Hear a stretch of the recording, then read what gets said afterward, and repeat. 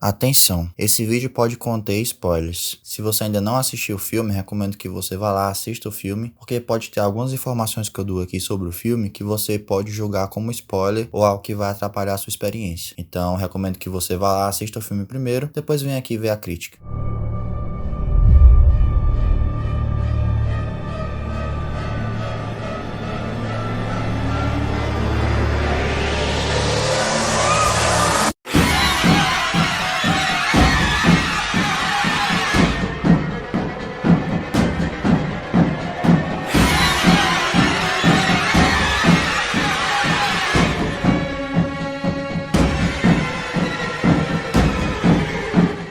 Fala pessoal, eu me chamo Thiago Araújo e você está no Quadros por Segundo, este canal maravilhoso que tem recebido muito apoio aí de todos vocês, então muito obrigado por todo o apoio nos vídeos passados, todas as curtidas, todos os comentários, todas as inscrições que tiveram. Eu peço encarecidamente para que você continue se inscrevendo aí no canal, curtindo este vídeo aqui, comentando o que você quiser sobre o filme. Se você gostou, se você não gostou, se você ainda não viu o filme e quer muito ver, gostou das minhas opiniões, comenta aí, tá? E também compartilha nas suas redes sociais, principalmente no WhatsApp, no Instagram, que a galera utiliza muito, no Facebook também, se você usa muito. Compartilha aí em todos os seus grupos, eu acho que a galera vai curtir. No vídeo de hoje eu vou falar sobre Maligno, o novo filme do diretor malaio James Wan. Esse filme conta a história de uma mulher que acaba de perder um bebê e tem o marido assassinado por um ser misterioso, um ser maligno, né, como tem no título. A partir daí, diversos assassinatos são cometidos e você percebe que existe uma conexão entre essa mulher e esse ser maligno, que vai ser explicado durante o filme. Ao passo que isso acontece, existe também uma investigação toda sobre o caso, que envolve dois policiais, e aí nós temos toda a trama do filme e é aí que vai se desenrolar tudo. Vamos começar essa análise com o roteiro. Essa história é uma história bem interessante, ela flerta um pouco com o próprio cinema de gênero que o James Wan já fez anteriormente, muito com Casa Mal Assombrada, mas ela também tem esse lance detetivesco que eu falei agora por último. Lembra muito o cinema do David Fincher, por exemplo, e tem plot twist e coisas surpreendentes que lembram muito o cinema do M. Night Shyamalan. Mas não que o James Wan não tenha feito isso, ele fez em Jogos Mortais, o primeiro filme lá, o mais clássico de todos. Eu considero que existe um bom desenvolvimento de personagem, principalmente da protagonista, interpretada pela Annabelle Wallis. Vocês me perdoem, eu não vou saber o nome da personagem, mas a atriz é a Annabelle Wallis, né? Tá aparecendo aí a foto dela pra você. A Annabelle Wallis, ela vive essa moça que ela é muito, digamos assim, né, conflituosa, porque ela perdeu já alguns filhos no passado e ela sente falta dessa conexão com alguém de sangue, uma conexão genética com alguém. E aí é que surge esse ser maligno que prova ter uma conexão meio bizarra, meio sobrenatural com ela e que vai fazer ela ver alguns de seus crimes, né? Uma coisa meio fantasiosa, a lá o Iluminado, por exemplo. Somado a esse bom desenvolvimento da personagem, existem também alguns personagens secundários, alguns coadjuvantes muito importantes na história, tanto o detetive quanto a detetive, né? Eles são bem aproveitados aqui, eu acho que eles têm a sua importância muito bem desenvolvida, têm a sua importância muito bem fundamentada, e também a personagem da irmã da protagonista, né? Eu acho que ela funciona muito bem ali como essa âncora emocional da personagem, quando ela tá perdendo o juízo, perdendo a cabeça. Essa personagem ela serve como essa espécie de âncora e também ela é muito importante para desenvolver várias questões da trama do filme, né? Principalmente relacionadas ao descobrimento dos acontecimentos. O que é que está acontecendo? Quem é aquele ser maligno? Qual a conexão de fato que ele tem com a protagonista? Como que tudo isso se desenvolve? Uma coisa que também é essencial para a história é o seu núcleo temático, né? Nesse caso aqui, o tema principal da história é sobre família, né? Sobre essa noção moderna de família. Família não é apenas aquela consanguínea, aquela com quem você divide DNA. O que importa, na verdade, são os laços afetivos e como você os constrói, independentemente de onde vêm esses laços afetivos. Você pode constituir família com um amigo, com um cachorro, com pais e mães adotivos ou mesmo irmãs adotivos, ou você pode adotar filhos, enfim. Não é necessário que você tenha esses laços biológicos, esses laços consanguíneos, né? Essa noção de família moderna é muito importante pro filme do James Wan. Não apenas isso, mas também esse excesso de amor, tudo que vem em excesso, acaba se transformando em algo negativo, acaba se transformando em raiva, acaba se transformando em não aceitação, no sentimento de vingança muitas vezes. E isso pode te tornar de alguém preocupado para alguém de fato que vai atrapalhar a vida daquela pessoa que você tanto ama. Pode transformar em alguém maligno, né? Um tumor maligno, algo ruim, algo pesado para aquela pessoa. E também tem um outro tema, esse um pouco menos discutido, mas que também é bem interessante, é como existe a culpabilização de muitas vítimas, né? Existe também ali o trabalho em cima do machismo e também existe ali o trabalho trabalha em cima da violência contra a mulher. E como muitas vezes ela é sempre vista como a principal culpada ou talvez a principal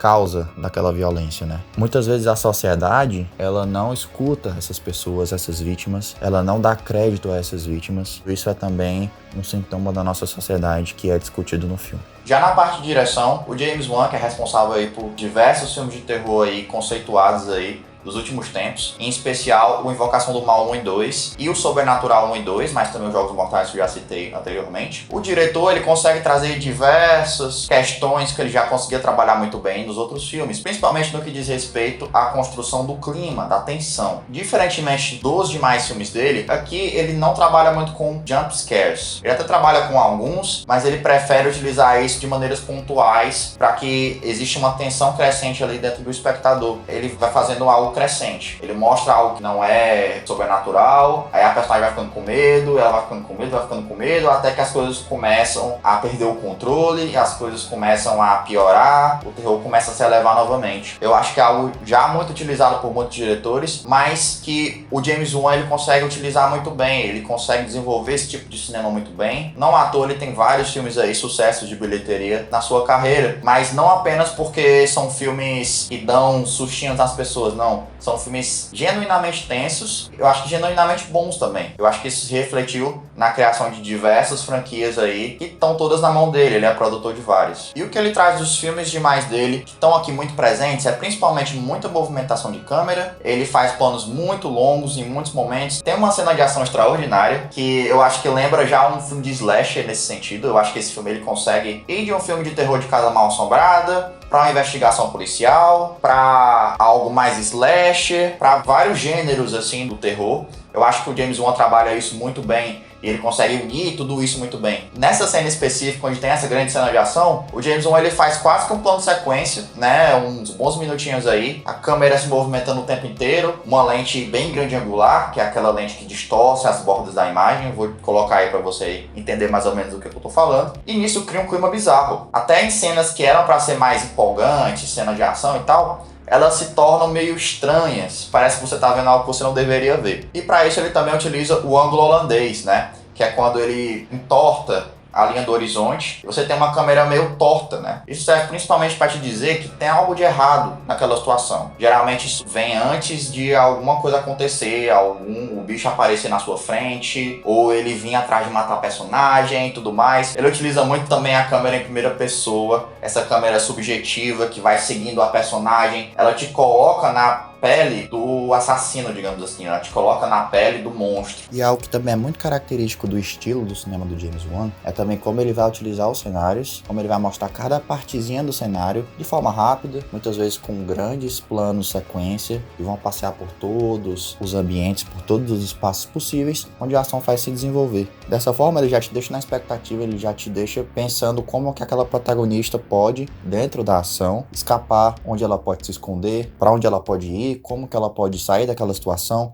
dentro daquele espaço pequeno, dentro daquele espaço micro ali que ele tá te mostrando. E também, é claro, junto com a câmera subjetiva, ele pode te colocar dentro da pele desse monstro, desse ser sobrenatural, para te fazer ter a impressão de que ele tá chegando cada vez mais perto, de que ele tá tomando um caminho diferente, que ele tá se aproximando muito mais rápido do que a protagonista consegue fugir. Cada cenário desse filme é meticulosamente bem trabalhado, cada cenário desse filme tem suas particularidades. O Gabriel, por exemplo, ele se mexe muito no escuro, em esgotos, em locais muito sujos, em locais com fumaça. E a personagem da protagonista, ela literalmente tem que se virar para poder fugir dentro do próprio espaço dela, dentro da própria casa dela. Muitas vezes ela se vê em outras casas também, por conta de todo aquele elemento fantástico do sonho que o filme introduz. Algo que também é muito bem resolvido, muito bem utilizado, com breves movimentos de câmera e também uma inserção muito boa dos efeitos visuais, né? Do trabalho gráfico do filme. Eu acabei de explicar agora para você todo o estilo do James Wan. É o James Wan 101. Quem quiser aí o curso aí online, por favor, pode me contatar. E é muito curioso ver como tem muita gente que copia isso, né? Tem muita gente que copia o James Wan, principalmente o Michael Chaves, o diretor de Invocação do Mal 3. E é claro, existe algo que eu acho que é inerente desse gênero, que é o jogo de montagem, né? É quando ele fica bem pacientemente esperando que o personagem faça alguma coisa, aí ele vai no escuro, aí você acha que o monstro vai estar lá, mas ele não vai estar lá. Aí o James Wan vai utilizar profundidade de campo, né? Que é o monstro aparece atrás lá do personagem. Só que ele não vai morrer ali naquele momento, ele vai morrer depois, né? Ele vai fazer muito desses joguinhos pra te fazer ficar tenso, pra te fazer ficar enervado. Caralho, o que é que tá acontecendo? Como é que esse cara vai morrer? O que é que vai acontecer? Meu Deus do céu. Uma das coisas que eu mais gostei na direção do James Wan especificamente, eu acho que eu já comentei isso, que ele abandona um pouco mais o jumpscare nesse filme e ele vai mais pro gore, ele vai mais pra matança, ele vai mais pro sangue e o caralho. É um tipo diferente de cinema que ele fez muito nos Jogos Mortais, mas aqui ele utiliza de forma narrativa, né? Esse personagem, esse monstro, enfim, eu vou chamar de monstro, tá? É muito sanguinário porque ele também tem uma certa dor interna dentro dele. Ele também tem um objetivo muito claro dentro do filme. O filme deixa isso claro. Ele tem objetivos muito cristalinos. E a forma como ele se expressa é pela violência, né? Porque ele sempre sofreu violências, ele nasceu da violência, digamos assim. Então todo esse contexto em que esse monstro está inserido, o gore funciona perfeitamente e em determinado momento o filme tem esse viés slasher que é muito legal também. Essa violência que o James Wan utiliza, ela não vem apenas do cinema do David Fincher ou dos Jogos Mortais do gênero torture porn, né? Que é esse gênero onde tem muitas decapitações, cortes e parte do corpo, muito sangue, enfim.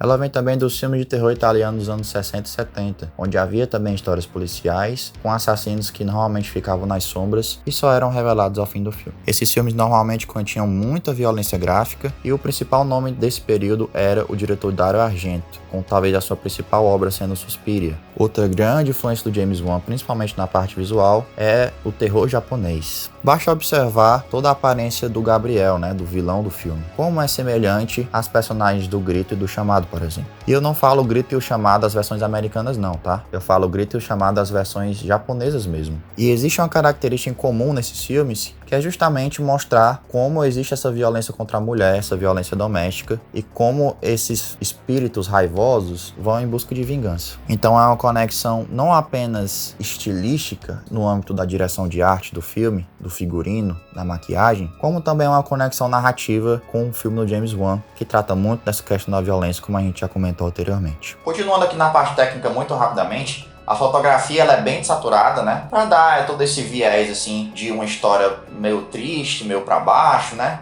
Algo que me lembra muito, por exemplo, o cinema do David Fincher, não só aí, né? Não só aí, mas também na trilha musical, na cena de abertura, como aquilo é energético, como aquilo tem um rock meio pesado, meio hardcore ali. O David Fincher utilizava muito o Nine Inch Nails, né? Tanto é que o Trent Reznor, que é o cantor do Nine Inch Nails, ele fez muitas parcerias com o David Fincher. Então aqui existe muito também disso, essa coisa meio raivosa do rock, né? Que o rock transmite. E eu acho que aqui ele consegue também trazer um pouco disso, né? Um pouco dessa característica do cinema do David Fincher, todo esse caos, toda essa estilização da violência. Eu acho muito foda isso. Inclusive tem um filme que tem uma referência direta a esse filme, em uma música lá, uma música tema, eu não vou dizer qual é, mas eu acho que se você ouvir você vai se ligar no que eu tô falando. O uso dos tons azuis é muito parecido com o do filme Sobrenatural, principalmente o segundo filme. Existe todo um lance meio espiritual, digamos assim, né? Existe toda uma questão com a luz azul, com névoa e tudo mais, e esse filme também usa um pouco disso. E a maneira como o James Wan ele conduz até o plot twist, a maneira como ele conduz toda aquela história pra chegar naquele momento, você fica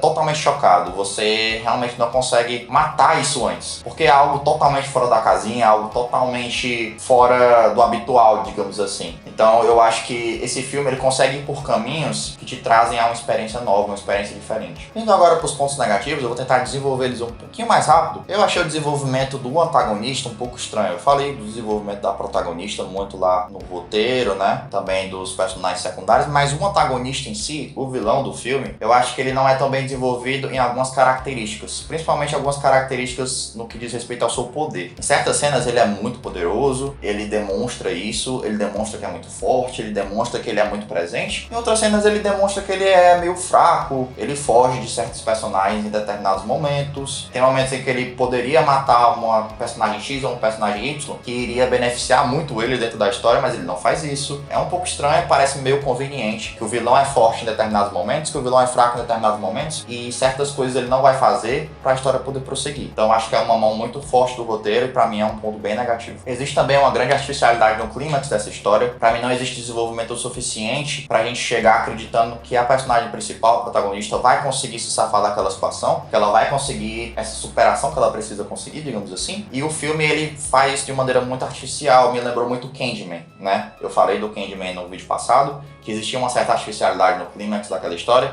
e eu acho que isso acontece aqui também. E um último aspecto negativo é que existe uma certa personagem que ela é muito citada no filme, ela aparece em determinados momentos ali para explicar algumas coisas que vão acontecer, mas o filme abandona ela depois, né? O filme simplesmente abandona ela depois, a personagem principal, ela não tem muita conexão com ela, mas deveria ter, porque essa personagem é muito importante, é muito estranha a participação dela, é muito pequena, eu realmente não consigo entender muito bem por que eles colocaram aquela personagem naquela situação, não dá nem muito pra entender qual a relação dela com o antagonista, né? Ela tem pouquíssimas falas no filme, ela tem pouquíssimos momentos no filme, e eu acho simplesmente que ela não foi tão bem entregada à história quanto ela poderia ser. Apesar desses pontos negativos, eu acho que o filme é uma puta experiência legal. A volta do James Wan realmente ao cinema de terror, eu acho que é impactante, eu acho que compensa. Eu acho que é uma mistura muito foda de gêneros dentro desse filme de terror, assim, que eu acho que é muito corajoso, que eu acho que é muita coisa de cinema de autor, inclusive, que o James Wan tem tentado fazer aí dentro do cinema blockbuster. Eu acho inclusive que ele tem algo de corajoso, muito mais do que diversos outros filmes da carreira do próprio diretor. Pode ser que você ame, assim como eu,